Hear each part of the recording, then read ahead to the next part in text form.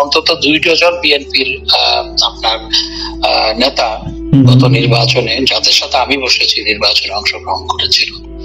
তবে আমি মনে করি যে বিএনপি কে সার্বিকভাবে এজ এ পার্টি এরা কিন্তু বিচ্ছিন্নভাবে অংশগ্রহণ করেছে, কিন্তু এজ এ পার্টি বিএনপি কে নির্বাচনে আনতে না পারা, সেটি অবশ্যই আমাদের রাজনৈতিক ব্যর্থতা ছিল। মানে এই ব্যর্থতাটার কারণটা কি? দেখুন, বিএনপিও চায়নি নির্বাচনে অংশগ্রহণ করতে। বিএনপি সবসময় চেয়েছে যে নির্বাচনকে প্রশ্নবিদ্ধ রাখতে, সেটি হচ্ছে বড় কারণ। এবং আমাদের পক্ষ থেকেও আমি সহ আরো 2-1 জন এই ব্যাপারে দায়িত্ব পালন করেছেন, আমরা চেষ্টা করেছি, কিন্তু সব মিলিয়ে সেটি সম্ভবপর হয়নি। 18 সালের নির্বাচনে তারা অংশগ্রহণ করেছিল, তাদের বক্তব্য হচ্ছে 18 সালের নির্বাচনে তাদের আপনার অভিজ্ঞতা সুখকর নয়, সেজন্য 24 সালের নির্বাচনে আসার ক্ষেত্রে তাদের অনেক দ্বিধাদ্বন্দ্ব ছিল। সেটি একটি। আর 28 অক্টোবরের পর পুরো, অর্থাৎ 28 অক্টোবরের পর প্রেক্ষাপটটা পাল্টে যায়, সেটি একটি বড় কারণ। আমি স্যার একটু সরাসরি জানতে চাইছি যে ওই সন্ধিক্ষণে আপনাদের সাধারণ সম্পাদকের ভূমিকা কি কোনোভাবে কোনো নেতিবাচক মানে পরিস্থিতি তৈরি করেছিল? মানে তার তরফে কি সরাসরি বিএনপি কে ভোটে নিয়ে আসার একটা তৎপরতা দরকার ছিল বলে আপনারা মনে করেন? দেখুন, সাধারণ সম্পাদক এই ক্ষেত্রে কোনো নেতিবাচক ভূমিকা পালন করেননি, আমি স্পষ্ট করে বলতে চাই। তো যেহেতু আমাদের নেত্রী বাংলাদেশ আওয়ামী লীগের সভাপতি, তিনি তো নির্দিষ্ট কয়েকজনকে দায়িত্ব দিয়েছিলেন। সেই দায়িত্ব যাদেরকে দিয়েছিলেন তাদের মধ্যে আমি একজন ছিলাম। তো আমি আলাপ আলোচনা করেছি, আমাকেও দায়িত্ব দিয়েছিলেন। তো সুতরাং এখানে সাধারণ সম্পাদক এক্ষেত্রে কোন নেতিবাচক ভূমিকা পালন করে আমি যতদূর জানি, সাধারণ সম্পাদকও এই ব্যাপারে তার মনোবৃত্তি ইতিবাচক ছিল। আচ্ছা, বিএনপির বিষয়ে আরেকটুখানি আলোচনা করি। বিএনপি চলতি বছরের জুন জুলাই মাসে তারা নির্বাচন চাইছে, অন্যদিকে সরকার এই বছরের শেষে অথবা আগামী বছরের মাঝামাঝি দুটো মানে বিকল্পের কথা বলেছে। তো আওয়ামী লীগের কোনো কি ভাবনা চিন্তা কোনো কিছু তারা করেছে? এবং তার জন্য তো তাদেরকে ময়দানেও নামতে হবে, তো সেইটা মানে সেই তৎপরতাটা মানে আপনারা কিভাবে প্রস্তুত হচ্ছেন? মানে আওয়ামী লীগের অবস্থানটা কি নির্বাচন নিয়ে? দেখুন, আমি মনে করি যে দেশে নির্বাচন হয়ে সুষ্ঠু, অবাধ, নিরপেক্ষ, শুধু নির্বাচন হলে তো হবে না, সুষ্ঠু, অবাধ, নিরপেক্ষ, সবার জন্য লেভেল প্লেইং ফিল্ড তৈরি করে নির্বাচন হওয়া দরকার। এবং সেটি যত দ্রুত সুষ্ঠু, অবাধ, নিরপেক্ষ নির্বাচন, সবার জন্য লেভেল প্লেইং ফিল্ড তৈরি করে নির্বাচন যত দ্রুত হয়, ততই দেশের জন্য মঙ্গলজনক। এই ক্ষেত্রে বিএনপি, আমি দেখেছি যে অনেকে যখন আওয়ামী লীগ নিয়ে নেতিবাচক কথা বলছিল, তখন বিএনপি সেটাকে সমর্থন করেনি। সেটাকে আমি সাধুবাদ জানাই, বিএনপির এই পজিশন, স্ট্যান্ডকে আমি সাধুবাদ জানাই। এবং আমি মনে করি যে দ্রুত নির্বাচন হওয়া প্রয়োজন, দেশে গণতন্ত্র ফিরে আসা প্রয়োজন। এবং সেই কারণে বিএনপির যে এই ক্ষেত্রে যে বিএনপি পজিশন, আমরা সেটাকে সাধুবাদ জানাই। তবে দেশে অবশ্যই, আপনি বলছেন আওয়ামী লীগের অবস্থানটা কি, আজকে যে পরিস্থিতি, আওয়ামী লীগ বললেই তাকে গ্রেফতার করা হচ্ছে, আওয়ামী লীগ বললেই তার উপর নির্যাতন, নিপীড়ন চলে আসছে। আমাদের লক্ষ লক্ষ নেতাকর্মী, হাজার হাজার নয়, লক্ষ লক্ষ নেতাকর্মী ঘর ছাড়া, ঘর বাড়ি ছাড়া, তাদের খেতে পারছে না, পুলিশ ধরে নিয়ে যাচ্ছে, হাজার হাজার নেতাকর্মীকে পুলিশ ধরে নিয়ে গেছে। 5ই আগস্টের আগ থেকে 5ই আগস্টের পর আজ পর্যন্ত 3000 আওয়ামী লীগের নেতাকর্মীকে হত্যা করা হয়েছে, হাজার হাজার নেতাকর্মী আপনার আহত, এমনকি পঙ্গু একজন ছাত্র নেতাকে পিটিয়ে হত্যা করা হয়েছে, 2 জন ছাত্র নেতাকে পিটিয়ে হত্যা করা হয়েছে, একজন পঙ্গু। এই যে এই পরিস্থিতিতে তো আওয়ামী লীগ নির্বাচন করার মতো তো কোনো লেভেল প্লেইং ফিল্ড নাই। এবং এটি করা ছাড়া যে দেশে যদি কোনো নির্বাচন হয়ও, সেটি একটি একপেশে নির্বাচন হবে, সেটি কোনোভাবেই একটি সুষ্ঠু অবাধ নির্বাচন বলা যাবে না। সুতরাং নির্বাচন অবশ্যই দ্রুত হওয়া প্রয়োজন, বিএনপির সাথে আমরা এই ব্যাপারে একমত। অবশ্যই তার আগে সবার জন্য, আওয়ামী লীগ সহ সবার জন্য লেভেল প্লেইং ফিল্ড তৈরি করা প্রয়োজন। আপনি একটি কথা বললেন যে বিএনপির ইতিবাচক কয়েকটি পদক্ষেপ, আমি যে কটা স্মরণ করতে পারছি মানে সেটাকে ধরে আমি একটি প্রশ্ন আপনার কাছে রাখছি যে বিএনপি রাষ্ট্রপতির অপসারণের প্রশ্ন, ৭২-এর সংবিধান বাতিল, আওয়ামী লীগকে নিষিদ্ধ ঘোষণা, এরকম অনেকগুলি বিষয়ে কিন্তু তাদের বৈষম্য বিরোধী ছাত্র নেতৃত্ব এবং জামাতে ইসলামীর সঙ্গে তাদের একটা বড় বিরোধ আমরা লক্ষ্য করেছি, যেগুলো এবং কি আওয়ামী লীগকে নিষিদ্ধ করা যাচ্ছে না, এটা বিএনপির আপত্তির কারণেই করা যাচ্ছে না বলে মোহাম্মদ ইউনূস একটি ইন্টারভিউতেও বলেছেন। তো অনেকে বলছেন যে ৫ই আগস্ট যে পরিস্থিতি তৈরি হয়েছিল বাংলাদেশে, সেই পরিস্থিতিতে খালেদা জিয়াও একটা গুরুত্বপূর্ণ ভূমিকা পালন করেছেন, যে তিনি খুব প্রতিহিংসা পরায়ণ কোনো বিবৃতি মন্তব্য দেননি, তিনি তার উপর অন্যায় অবিচার হয়েছে তিনি বলেছেন আমি আল্লাহর কাছে বিচার দিয়েছি। তো আপনারা কি মনে করেন যে মানে খালেদা জিয়া একটা কিছু গুরুত্বপূর্ণ ভূমিকা পালন করেছেন? মানে অনেকে বলছেন যে একটা বড় কিছু আরো অনেক বড় প্রতিহিংসার হতে পারতো যদি তিনি তার যে অভিযোগগুলি আর কি, তাকে চিকিৎসা করতে দেওয়া হয়নি, তাকে বিদেশে যেতে দেওয়া হয়নি, তারপরে নির্বাচনে কারচুপির অভিযোগ, দলীয় অভিযোগ, সেগুলো তো আছেই। দেখুন, প্রথমত যারা আওয়ামী লীগকে নিষিদ্ধ করার চিন্তা করে তারা এটা কিভাবে করে সেটি আমার বোধগম্য নয়। বাংলাদেশ আওয়ামী লীগ বাংলাদেশের স্বাধীনতা সংগ্রামে নেতৃত্ব দানকারী একটি দল, এবং বাংলাদেশ আওয়ামী লীগ যখন সবচেয়ে খারাপ রেজাল্টও করেছে গত ৫০ বছরে, ৫৩ বছরের ইতিহাসে, বাংলাদেশের অভ্যুদয়ের পর ৫৩-৫৪ বছরের ইতিহাসে সবচেয়ে খারাপ রেজাল্ট যখন বাংলাদেশ আওয়ামী লীগ করেছে, তার ৭৯ সালের নির্বাচনে, ১৯৭৯ সালের নির্বাচনে, তখনও ৩৪% ভোট পেয়েছিল। এবং যদি আপনি গড় করেন দেখবেন যে আওয়ামী লীগের ভোটের মানে প্রদত্ত ভোটের মধ্যে আওয়ামী লীগের পাওয়া ভোটের হার হচ্ছে 40% অ্যাবাভ।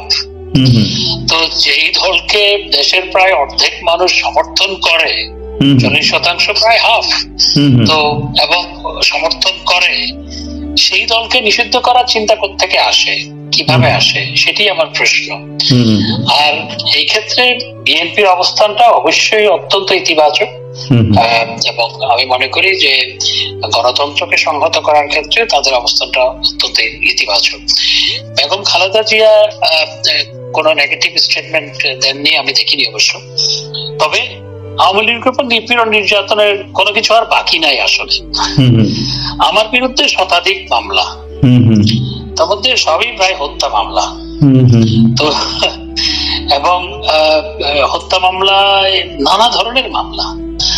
আমার মেয়ে, সে গত ৪ বছর ৫ বছর ধরে বিদেশে থাকে, পড়ে, বয়স মাত্র 23 বছর, এবং সে সবসময় বিদেশে।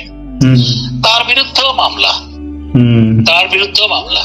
she was born in Belgium, she is Belgian citizen, এবং সে পড়ে ইউকেতে, এবং সে গত ৪ বছর ধরে বিদেশে, ৪.৫ বছর ধরে, ২০ সাল থেকে ৪.৫ বছর ধরে বিদেশে, এবং তার বিরুদ্ধে মামলা দিয়েছে।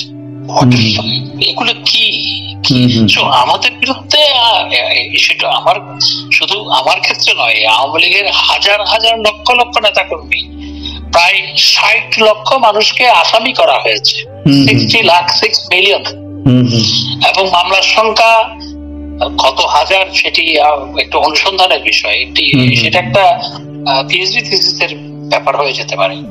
তো এখন এই যে আওয়ামী লীগের উপর নিপীড়ন নিষ্পেষণ, আওয়ামী লীগের ঘর বাড়ি জ্বালিয়ে দেওয়া হচ্ছে, আওয়ামী লীগকে পিটিয়ে হত্যা করা হচ্ছে, নিপীড়ন নিষ্পেষণের কোনো আর কিছু বাকি নাই আসলে, আর বেশি কিছু হতে পারে না।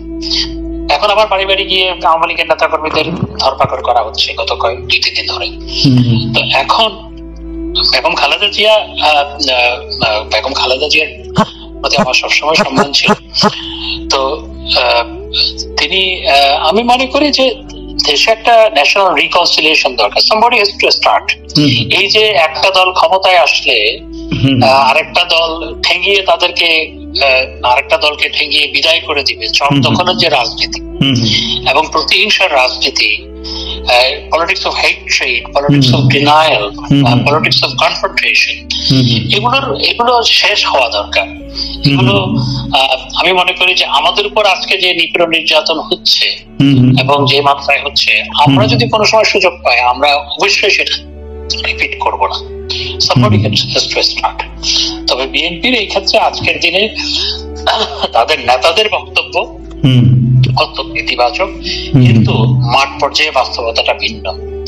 আমাদের দলের নেতা কর্মীদের মাঠ পর্যায়ে, গ্রাম পর্যায়ে যারা নিপীড়ন নির্যাতন চালাচ্ছে, সরি, সেটার বেশিরভাগই বিএনপির নেতা কর্মীরা করছে। আজকে যে মামলা করছে আমাদের বিরুদ্ধে, সেটাও বেশিরভাগ ক্ষেত্রে বিএনপির নেতা কর্মীরা করছে। আমাদের নেতা কর্মীদের ঘর বাড়ি দখল, ব্যবসা প্রতিষ্ঠান দখল, সংযোগ, সেগুলো বেশিরভাগ বিএনপির নেতা কর্মীরাই করছে। তাদের নেতাদের বক্তব্য, তারেক রহমান যেহেতু ভারপ্রাপ্ত চেয়ারম্যান, তার বক্তব্য বা মির্জা ফখরুল আলমগীর সাহেব সহ তাদের নেতাদের বক্তব্য ইতিবাচক, কিন্তু মাঠ পর্যায়ে সেটা রিফ্লেকশনটা নাই, যদি বাস্তবতা। আমি এই বিষয়ে আরেকটু, আমাদের উপর যে নিপীড়ন নির্যাতন, আমি একটু পানি খেয়ে নিই। নিশ্চয়ই। সেজন্য বিএনপি নেতাদের বক্তব্য মাঠ পর্যায়ে রিফ্লেক্টেড হওয়া প্রয়োজন। স্যার, আমি আরেকটুখানি এই বিষয়টা এগোতে চাই বর্তমান রাজনীতির প্রেক্ষিতে। সেটা হচ্ছে যে এই মুহূর্তে যারা ক্ষমতাসীন এবং তাদের যারা সহযোগী, যেমন জামাতি ইসলামী, তারা ঘোষিতভাবেই মুক্তিযুদ্ধের বিরোধিতা করেছে। যে ছাত্ররা ক্ষমতায় এসছে এবং যে সরকার আছে, তারা জয় বাংলাকে নিষিদ্ধ ঘোষণা করেছে, ধর্মনিরপেক্ষতা, আরো অন্যান্য যে ঘোষণাগুলি সংবিধানে, সেগুলোকে তারা বাতিল করার কথা বলছে। তো স্বভাবতই এমন একটা পরিস্থিতি তৈরি হয়েছে, এবং তারা এটাও বলছে যে মুজিববাদ এবং জিয়াবাদ দুটোই বাদ, এবং দুটি রাজনৈতিক দলকেই কিন্তু তারা একই বন্ধনীতে রাখছে, যাদের সঙ্গে মুক্তিযুদ্ধের সম্পর্ক আছে। বিএনপি মুক্তিযুদ্ধের সময় ছিল না, কিন্তু জেনারেল জিয়া মুক্তিযুদ্ধে লড়াই করেছেন, যিনি বিএনপির প্রতিষ্ঠাতা। আজকের বাংলাদেশের রাজনৈতিক বাস্তবতায় কি বিএনপি এবং আওয়ামী লীগের কাছাকাছি আসার কোনো প্রয়োজনীয়তা আপনারা অনুভব করছেন কিনা, বা সে সুযোগও আছে কিনা? মানে রাজনীতিতে বলা হয় যে রাজনীতিতেই একমাত্র তেল আর জল মিশ খায়। তো যে পরিস্থিতিতে তাতে দেখা যাচ্ছে যে মুক্তিযুদ্ধের সঙ্গে সম্পৃক্ত প্রধান দুটি দল, তাদের বিরুদ্ধে কিন্তু বাকিদের লড়াইটা শুরু হয়েছে। মানে আমি স্যার এইভাবে বুঝতে পারছি আর কি। আপনি কি বলেন? দেখুন, আমরা 2006 সালে বিএনপি তখন ক্ষমতায়, বিএনপির বিরুদ্ধে আমরা আন্দোলন করেছিলাম। বিএনপিকে সুষ্ঠু নির্বাচনের জন্য বিএনপির বিরুদ্ধে আমরা আন্দোলন 2001 সালে 2001 সালে আমরা, আমি ভুল বলছি, 2006 সালে আমরা বিএনপির বিরুদ্ধে আন্দোলন করেছিলাম এবং বিএনপি ক্ষমতা থেকে বিদায় নিয়েছিল। তো 2007 সালে 8 সালে আমরা আবার বিএনপি সহ একসাথে 111 সরকারের বিরুদ্ধে আন্দোলন করেছি। এই উদাহরণ তো আছে দেশে। 2006 সালে বিএনপির বিরুদ্ধে আমরা আন্দোলন করেছি, অর্থাৎ আমরা আওয়ামী লীগ আর অনেককে সাথে নিয়ে বিএনপি ক্ষমতা থেকে বিদায় নিয়েছিল। পরবর্তীতে জননেত্রী শেখ হাসিনা, বেগম খালেদা জিয়া দুজনকেই গ্রেফতার করা হয়েছিল। এবং আমার মনে আছে তখন আমি জননেত্রী শেখ হাসিনার বিরোধী দলীয় নেত্রী থাকাকালীন আমি তার বিশেষ সহকারী হিসেবে কাজ করছিলাম, এবং তখন আমি দলেরও বন পরিবেশ বিষয়ক সম্পাদক ছিলাম। আমার মনে আছে নেত্রী গ্রেফতার হওয়ার কিছুদিন পরে যখন খালেদা জিয়া গ্রেফতার হলো, তখন বেগম খালেদা জিয়ার পার্সোনাল উইং থেকে আমাকে ফোন করা হয়েছিল যে চলেন আমরা একসাথে কিছু করি। তখন আমি জবাব দিয়েছিলাম, আমি তো দলের সিদ্ধান্ত দিতে পারবো না, আমি আমাদের ভারপ্রাপ্ত সভাপতি জিল্লুর রহমান সহ তাদের সাথে আলোচনা করবো।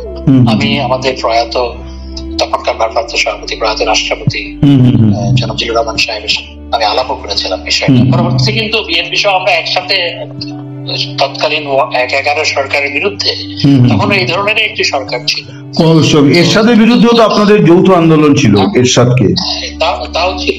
আমি এরশাদের তো আরো আগে পরের কথা বলছি। তো তখন আমরা একসাথে কাজ করেছিলাম। সুতরাং দেশের গণতন্ত্র রক্ষার জন্য, গণতন্ত্রে ফিরে আসার জন্য, দেশের সংবিধান